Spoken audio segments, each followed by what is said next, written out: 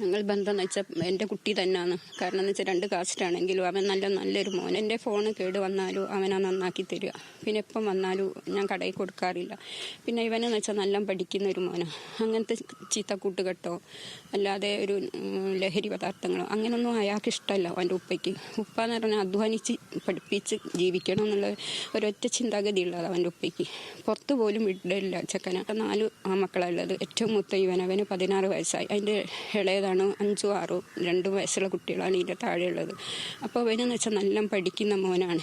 10ാം ക്ലാസ്സിൽ വെക്കേഷൻ കഴിഞ്ഞ് മോനെ 10ാം ക്ലാസ് നല്ല A+ വാങ്ങണമെങ്കിൽ പേപ്പറിൽ കാണാൻ കേട്ടോ ഫോട്ടോ എന്ന് പറഞ്ഞപ്പോൾ അതിനുള്ള ഞാൻ പഠിച്ച് മെമ്മറി കയറ്റി വെച്ചിട്ടുണ്ട് ചേച്ചി ടെൻഷൻ ആവണ്ടാണ്.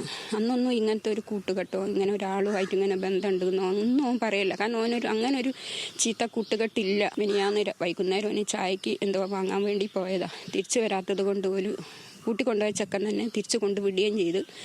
അതാരാന്നുള്ളത് എനിക്ക് ഇതുവരെ മനസ്സിലായില്ല. എന്തായാലും ഇവനെ ഈ ചെയ്ത ആരായിക്കോട്ടെ, ഇനി ചെറിയ കുഞ്ഞു പൈത മക്കളായിക്കോട്ടെ, അവർക്ക് നിയമത്തിൻ്റെ മുന്നിൽ കൊണ്ടുവന്നിട്ട് വേണ്ട ശിക്ഷ അനുവദിച്ചു കൊടുക്കാൻ തന്നെയാണ് ഞാൻ പറയുന്നത്. കാരണം അത്രയും നിഷ്കളങ്കനായ ഒരു കുട്ടിയാണ്. അവന് വേറെ ഒന്നുമില്ല, നല്ല മോനാണ്. അതുകൊണ്ട് എന്ത് വന്നാലും വേണ്ടിയില്ല ആ കുട്ടീനെ ഇങ്ങനെ ക്രൂരത ചെയ്ത ആരായിക്കോട്ടെ ഓർക്കും ഈ ഒരു വേദന മനസ്സിലാവണ്ടേ. അല്ലാണ്ട് ഓലിങ്ങനെ പുറത്ത് ചാടി നടന്നാലും അത് ശരിയാവുന്നല്ലല്ലോ.